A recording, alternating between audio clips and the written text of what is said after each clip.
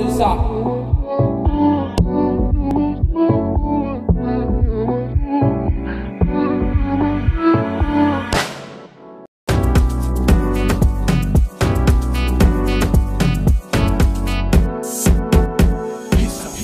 Welcome to the Biz Connect show that highlights the inspiring stories of entrepreneurs and documents the process of them creating a digital identity through our tech startup, BridgeAfrica.com. On today's episode, we have Joseph Gede Guinea, who manages an artistic carpentry business in the center of Yaoundé. He tries through each of his works to share values and the history of the country of Africa, and believe me, you will be amazed by the furniture that he designs. L'une des conséquences de la forte urbanisation dans les grandes villes africaines est la demande croissante de logements, de bureaux et donc de meubles.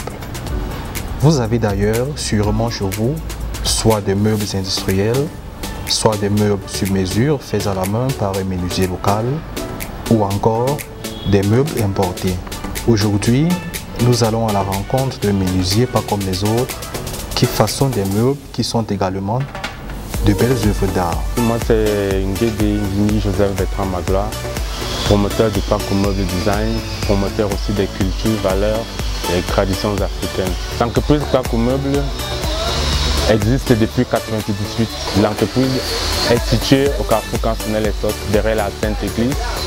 Nos services sont divers.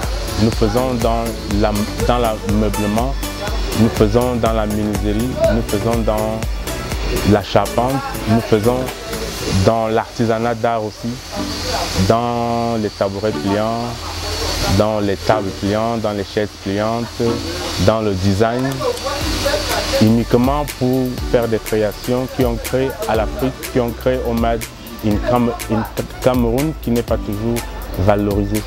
Nous avons des apprentis parce qu'il faut transmettre ce qu'on connaît faire. Nous avons 4 apprentis, nous avons une dizaine d'employés parce que nous travaillons beaucoup plus de grandes productions ici, et ce qui fait en sorte qu'on a besoin d'une grande main-d'œuvre qualifiée. C'est pourquoi on est beaucoup plus basé aussi sur la formation afin de pouvoir former des jeunes qui ont une vraie connaissance, une vraie maîtrise du métier pour pouvoir produire des meubles de qualité. Après ma formation, on faisait des stages chez des menuisiers à Essos. Et il y a un aux établissements Mbala et Frères au niveau de l'Isbar où j'ai rencontré l'artisanat d'art, proprement parlant. Et j'ai été frappé et j'ai beaucoup aimé. C'est à partir de ça que j'ai commencé à m'intégrer petit à petit, à créer, à avoir mes propres créations. Et je me suis intégré et ça a donné ce que ça a donné. Et aujourd'hui, on compte parmi les meilleurs artisans au Cameroun. Et comme on fait des concours aussi à l'international, notre art, notre génie, notre créativité aussi est saluée à l'international. L'artisanat d'art, c'est le fait de concevoir du mobilier avec un design spécifique, avec du bois spécifique, parce que moi je crée des œuvres avec le bois de récupération, avec les chutes de bois, quoi.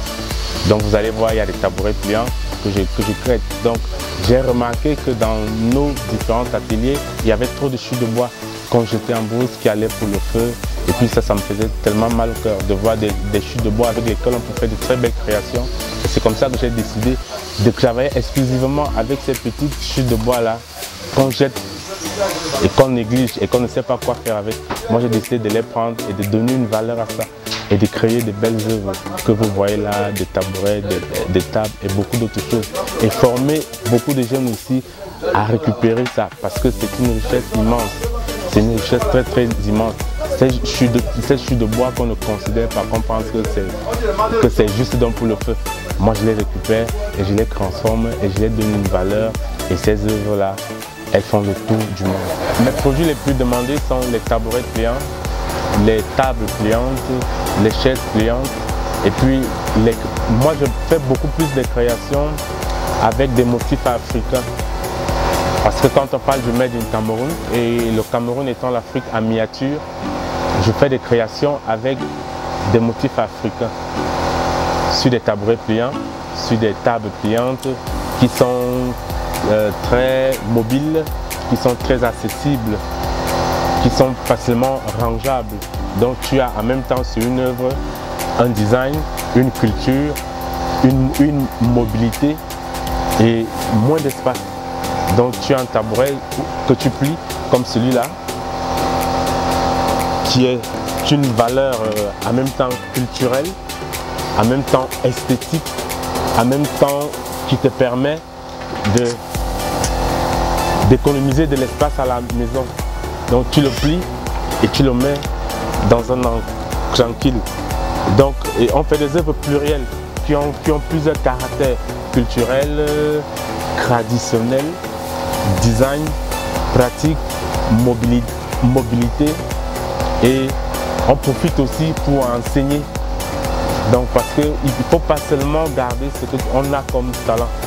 Et ça fait en sorte que nos œuvres passent.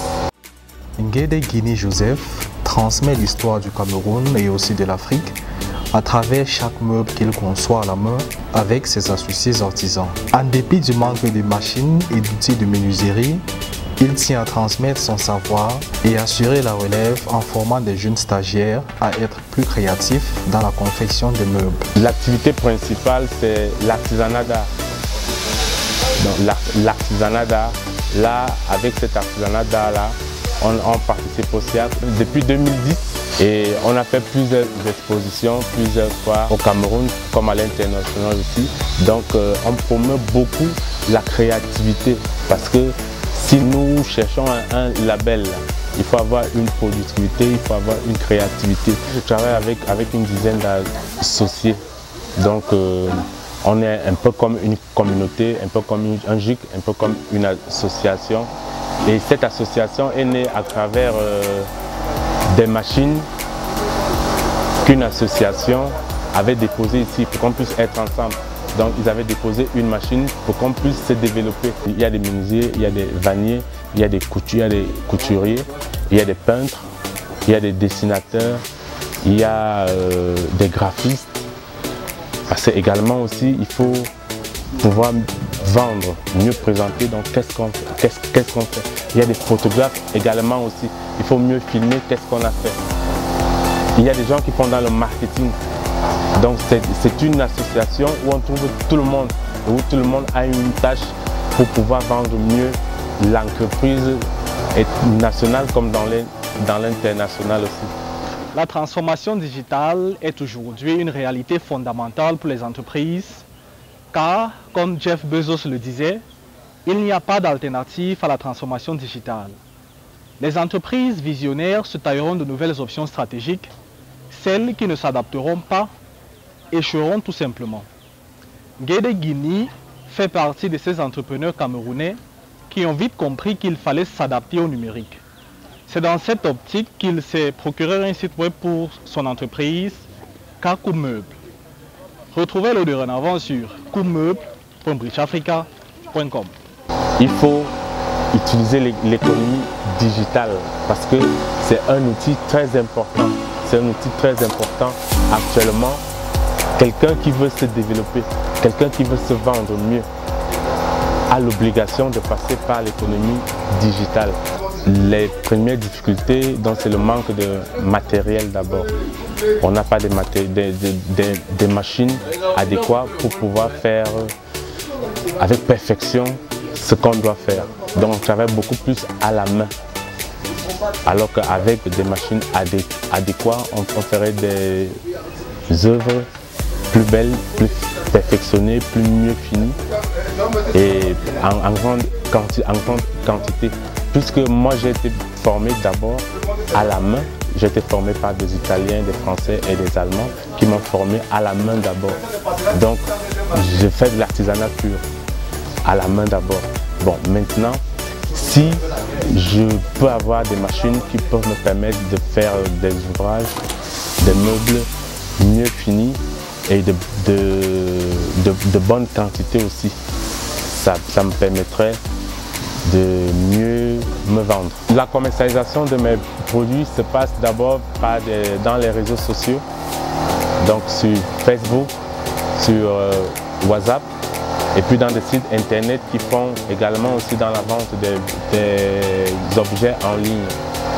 Donc c'est d'abord là mon premier point. Et puis le deuxième point, c'est les foires, les différentes foires que je fais depuis 1996. La foire de Chinga, les foires dans des hôtels comme au Hinton, comme au Montpellier, comme au Dioga Palace. Et puis dans d'autres événements qui sont à caractère culturel. Et puis également aussi, on fait du porte-à-porte. Donc on monte des projets, où on va présenter, où on amène l'artisanat, où on amène nos œuvres vers des gens. On va dans des ministères avec, présenter aux gens qui n'ont pas toujours le temps d'aller dans les foires, qui n'ont pas toujours le temps de chercher des trucs dans les réseaux sociaux, qui n'ont pas toujours le temps de venir vers nous à l'atelier voir donc qu'est-ce qu'on fait. Nous on va vers eux et ça marche aussi. On ne gagne pas à ne pas être traçable. Il serait bien de capitaliser ce que vous avez. Il serait important d'ailleurs que cette composante puisse être évaluée en termes de contribution à l'économie nationale. Il faudrait que nous mettions des ressources. Mais pour que nous mettions des ressources, il faudrait capter ce qu'il y a comme matière à capter dans ce domaine informel. Et pour cela, au niveau des mairies, il a été donné la possibilité à tous les acteurs, les artisans, de s'enregistrer dans nos registres communaux. Eh bien, nous accompagnons tous ces acteurs-là. C'est un premier pas d'identification que nous faisons avec nos acteurs locaux que sont les mairies pour pouvoir identifier quelles sont les spéculations, quels sont les acteurs, quels sont les leviers de croissance qu'il y a dans chaque zone. À terme, nous allons pouvoir faire une cartographie à partir des informations que nous collectons à la base pour pouvoir, dans le cadre national de la décentralisation, accompagner de façon spécifique la production dans une zone donnée. Rien n'est facile, donc ne vous attendez jamais à faire quelque chose où il y aura de la facilité. Tout est dur et il faut combattre. C'est dur, il faut se battre, il faut être dur aussi.